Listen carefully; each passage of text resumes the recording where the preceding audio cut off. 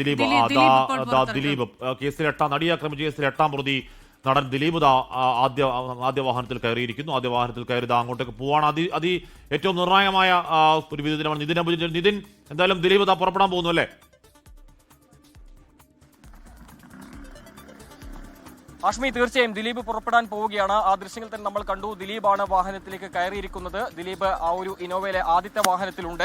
ദിലീപ് മുൻ സീറ്റിൽ തന്നെ ഇരുന്നിപ്പോൾ വാഹനത്തിലേക്ക് കയറിയിട്ടുണ്ട്. അല്പസമയത്തിന് തന്നെ ദിലീപ് ഇപ്പോൾ വീടിന് പുറത്തേക്ക് വരും. ഇതാ ദൃശ്യങ്ങൾ തന്നെ കാണാം. ഗേറ്റ് തുറന്നു. ദിലീപ് ഇപ്പോൾ പുറത്തേക്ക് വരികയാണ്. നേരെ കോടതിയിലേക്ക് പോകും. നമ്മൾ ദിലീപിന്റെ പ്രതികരണം അടക്കമൊന്ന് ശ്രമിക്കുന്നുണ്ട്. പക്ഷേ പ്രതികരിക്കാൻ സാധ്യതയില്ല. എന്തായാലും ദിലീപ് 8ാം പ്രതിയാണ്. നടിയെ ആക്രമിച്ച കേസിൽ 8ാം പ്രതി നടൻ ദിലീപ് കോടതിയിലേക്ക് പോവുകയാണ്. 11 മണിക്കാണ് കോടതിയിൽ നടപടികൾ തുടങ്ങുക. അതിനു മുമ്പ് 10 പ്രതികളും ദിലീപ് അടക്കം 1ാം പ്രതി പൾസർ സുനി മുതൽ 10ാം പ്രതി വരെയുള്ളവർ, 8ാം പ്രതിയാണ് ദിലീപ്, 10ാം പ്രതി വരെയുള്ളവർ കോടതിയിൽ ഹാജരാകേണ്ടതുണ്ട്. ആലുവയിലുള്ള ദിലീപിന്റെ വീട്ടിൽ നിന്നും ദിലീപ് ഒരു വാഹനത്തിൽ പുറപ്പെടാൻ എനിക്ക് തോന്നുന്നു അഭിഭാഷകനെ ഒരുപക്ഷെ ബി രാമൻപിള്ളയുടെ ഓഫീസിൽ പോയതിനു ശേഷമായിരിക്കും എറണാകുളം പ്രിൻസിപ്പൽ സെഷൻസ് കോടതിയിലേക്ക് പോവുക. വലിയ വേഗതയിൽ പുറത്തേക്ക് വാഹനം പോവുകയാണ്. അവിടെ ഇന്നലെ ഷൂട്ടിംഗ് തിരക്കിലായിരുന്നു തോന്നുന്നു ദിലീപ്. വൈകുന്നേരം എത്തി. ഇന്ന് രാവിലെ ദിലീപ് പുറത്തേക്ക് അവിടുന്ന് ഇറങ്ങി പുറത്തേക്ക് പോയി. ഏതെങ്കിലും തരത്തിലുള്ള പ്രതികരണം ആരായുന്നതുകൊണ്ട് കഥയില്ല. കാര്യം ഇന്നിപ്പോൾ കേസിൽ 8ാം പ്രതി പ്രതികരിക്കാൻ ഒരു ഡൈവില്ല. ഇതിലെ മാസ്റ്റർ കോൺസ്പിറേറ്റർ ദിലീപാണ് എന്നുള്ളതാണ് പോലീസിന്റെ കണ്ടെത്തൽ, പ്രോസിക്യൂഷന്റെ കണ്ടെത്തൽ. അങ്ങനെയായിരുന്നു അറസ്റ്റ് അടക്കമുള്ള കാര്യങ്ങൾ ഉണ്ടായത്.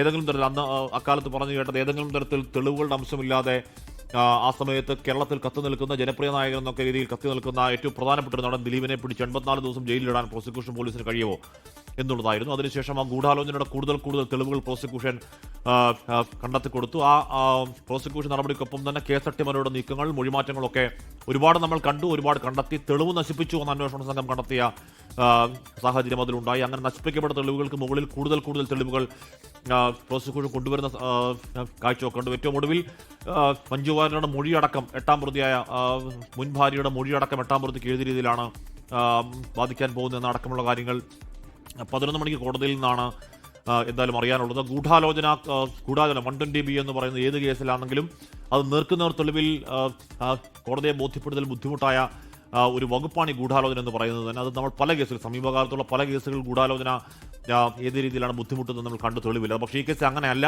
ഈ കേസിൽ ഇനഫ് തെളിവുകൾ ഈ ഗൂഢാലോചന തെളിയിക്കാൻ പ്രോസിക്യൂഷൻ സമാഹരിക്കാൻ കഴിഞ്ഞു. അത് ഒരു ഘട്ടത്തിൽ വന്ന് ബാലേന്ദ്രകുമാർ സമർപ്പിച്ച ശബ്ദ സന്ദേശങ്ങളടക്കം ഒരുപാട് കേസുകൾ ഇതുമായി ബന്ധപ്പെട്ട് ദിലീപിന്റെ പങ്ക് വ്യക്തമാക്കാൻ ആവശ്യമായ തെളിവുകൾ പ്രോസിക്യൂഷൻ കോടതിയിൽ ഇതിനോടകം സമർപ്പിച്ചു.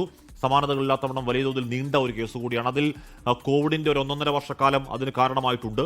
ഈ പറയുന്ന പ്രതിഭാഗത്തിന്റെ ഹർജികൾ 90ഓളം ഹർജികൾ അതിന് കാരണമായിട്ടുണ്ട്. തുടരന്വേഷണം അതിന് കാരണമായിട്ടുണ്ട്. ബാലേന്ദ്രകുമാറിന്റെ പുതിയ വെളിപ്പെടുത്തൽ, അതിൽ തുടരന്വേഷണമൊക്കെ അതിന് കാരണമായിട്ടുണ്ട്. സുപ്രീം കോടതിയിലേക്ക് പലയാവർത്തി, ഇത് ഏതെങ്കിലും വിചാരണ കോടതി ഒതുങ്ങുന്ന ഒരു കേസല്ല.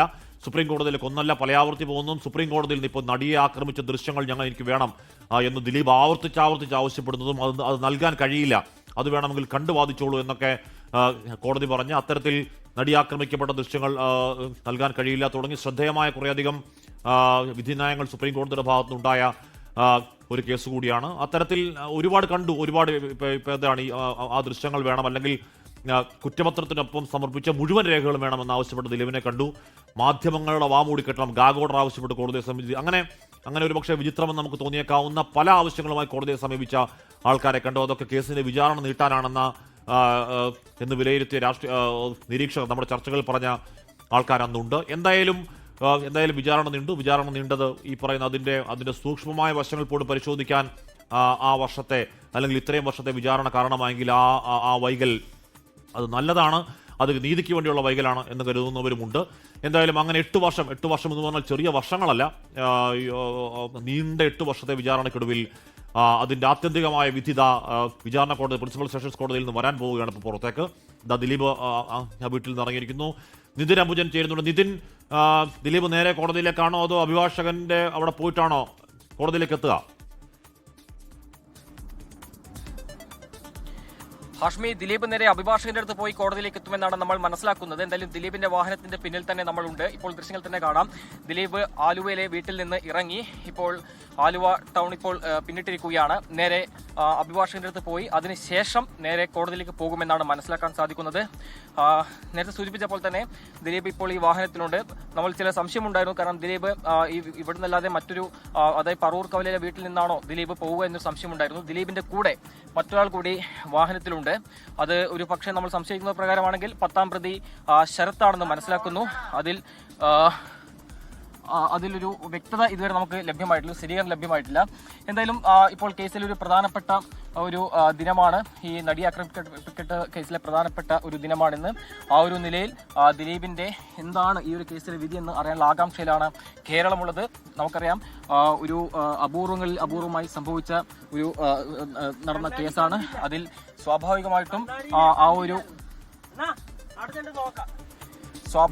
ആ ഒരു നിലയിലുള്ള കോടതി നടപടികൾ നമ്മൾ കണ്ടിരുന്നു. അതുമാത്രമല്ല ഇതിനിടയിൽ ഗൂഢാലോചന അടക്കമുള്ള കാര്യങ്ങളടക്കം തന്നെ ദിലീപിന്റെ പേര് ഉയർന്നു കെട്ടിയിരുന്നു. പക്ഷേ ആദ്യഘട്ടത്തിൽ ദിലീപിന്റെ പേരുകൾ ഉയർന്നു കെട്ടെങ്കിലും ഇത് പോലീസിന്റെ അന്വേഷണത്തിന്റെ പരിധിയിൽ വന്നില്ല. പക്ഷേ ജൂൺ പകുതിയോടുകൂടി തന്നെയാണ് 2017 ജൂൺ പകുതിയോടുകൂടി തന്നെയാണ് ദിലീപിനെ ഈ ഒരു കേസിൽ ചോദ്യം ചെയ്യലിലേക്ക് പോകുന്നത്. അതിനുശേഷം ജൂലൈയോടുകൂടി തന്നെ അറസ്റ്റ് രേഖപ്പെടുത്തുന്നു. ആ അറസ്റ്റിന് ശേഷം പിന്നീട് കണ്ടത് 85 ദിവസത്തെ ജയിൽവാസമാണ്.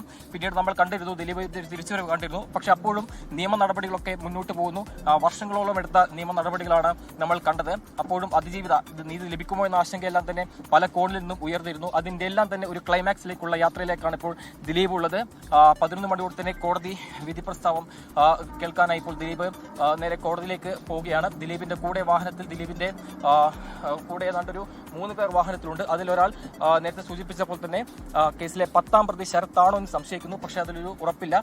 എന്തായാലും ദിലീപിന്റെ സഹോദരനും മറ്റൊരു വാഹനത്തിൽ കോടതിയിലേക്ക് പുറപ്പെട്ടിരിക്കുകയാണ്. ആ ദൃശ്യമാണ് നമ്മളിപ്പോൾ കണ്ടുകൊണ്ടിരിക്കുന്നത്. ഹാഷ്മി, ലോകത്തെവിടെയായാലും ഏത് സമയത്തും 24 വാർത്തകളും ഓഗ്മെന്റഡ് റിയാലിറ്റി പാക്കേജുകളും എക്സ്പ്ലെയിനറുകളും വിശദമായി കാണാൻ ഞങ്ങളുടെ യൂട്യൂബ് ചാനൽ നിങ്ങൾക്ക് സബ്സ്ക്രൈബ് ചെയ്യാം.